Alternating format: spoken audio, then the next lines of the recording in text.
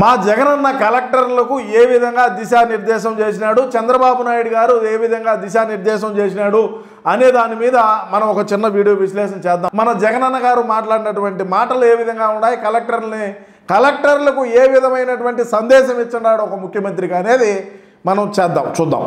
ఖచ్చితంగా బయటకు వచ్చి ఖచ్చితంగా వాళ్ళను తిట్టే కార్యక్రమం కూడా ప్రతి కలెక్టర్ కూడా చేయమని చెప్పి కూడా నేను ప్రతి కలెక్టర్ కు కూడా ఈ సందర్భంగా చెప్తా ఉన్నా. తిట్టే కార్యక్రమం, వాళ్ళు ఉన్నత చదువులు చదువుకొని కలెక్టర్గా పోస్టింగ్ వచ్చి కలెక్టర్లుగా ఉంటే వాళ్ళు పోయి తిట్టే కార్యక్రమం అంటే మేము అధికారంలో ఉన్నప్పుడు మాట్లాడినటువంటి మాటలు ఇవి ఉద్దేశించి ఆయన ఏం మాట్లాడినా కూడా విన్నాం.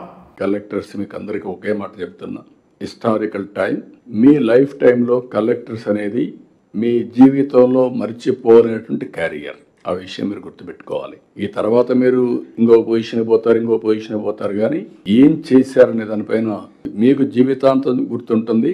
మీరు చేసే పనుల వల్ల మీ జిల్లాలో ఒక పాజిటివ్ మెసేజ్ ఎప్పటికీ ఉంటుంది. ఫలాన్ని నేను చాలా మంది చూశాను. నేను కూడా కలెక్టర్స్ కానీ ఆఫీసర్స్ కానీ చీటికి మాటికి మార్చను, మీరు అది గుర్తుపెట్టుకోండి. మీరు మార్చరు చంద్రబాబు నాయుడు గారు. మా అన్న ఎవరైతే మా మాట అనుకుంటా ఉంటారో వాళ్ళని నిమిషాల వ్యవధిలోనే ట్రాన్స్ఫర్లు పెట్టేస్తాం. మీరేం చెప్తున్నారు, మనం ఈ జిల్లాలో పనిచేస్తున్నామంటే అది ఒక హిస్టరీగా నిలిచిపోవాలా, మనం అక్కడ ఏం మంచి చేసినామనేది ప్రజలకు గుర్తుండిపోవాలా, మీకు గుర్తుండిపోవాలా కలెక్టర్గా